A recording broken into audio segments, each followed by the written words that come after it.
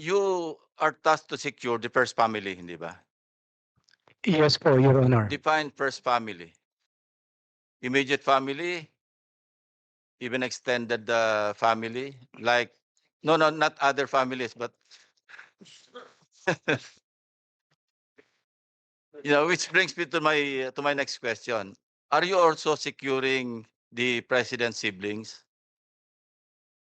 Yes po, Your Honor. So, meron kayo naka-assign kay Miss Irene. Yes po, Your Honor. May naka-assign din kayo kay Senator Amy. Your Honor, Next question is explain why or why not.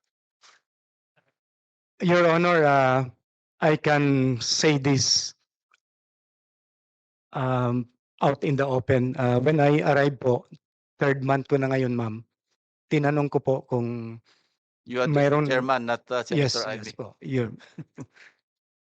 Yes po. Thank you, Mr. Chair. Mr. Chair, when I arrived 3 months ago, last week of November, I diagnosed the command and I studied the security plans and the close-in protection system of the PSC.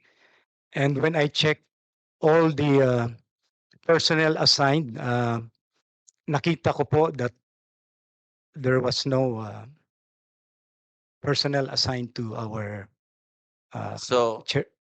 what Your do you intend to do about it now that you're the head of the PSG? Your Honor, it is mandated for us to protect the siblings, and I will talk to the good senator for the preparation of his security. It's a basic function, basic tasking, basic duty of the PSG to secure the siblings. It is not up to the presidential sister, in this case, Senator Marcos, if she needs security or not. Because if something happens to her, it's your responsibility, di ba? Yes po, Your Honor. So how do you intend to go about it now? I will prepare security teams for honor for our good senator. So even if she refuses, you will assign a contingent to secure her. That's the mandate, Your Honor. Tama yung sagot mo. Thank you, Thank you. Mr. Chairman.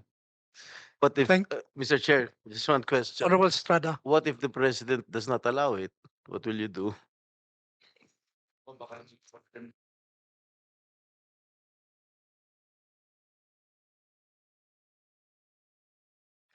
That is the next way forward, Your Honor. That's the next step to. Excuse me? Your Honor, that's the. That's the I'll next posit an answer. I'll cross the bridge when I get there. step. Your Honor, I will cross the bridge when I get there.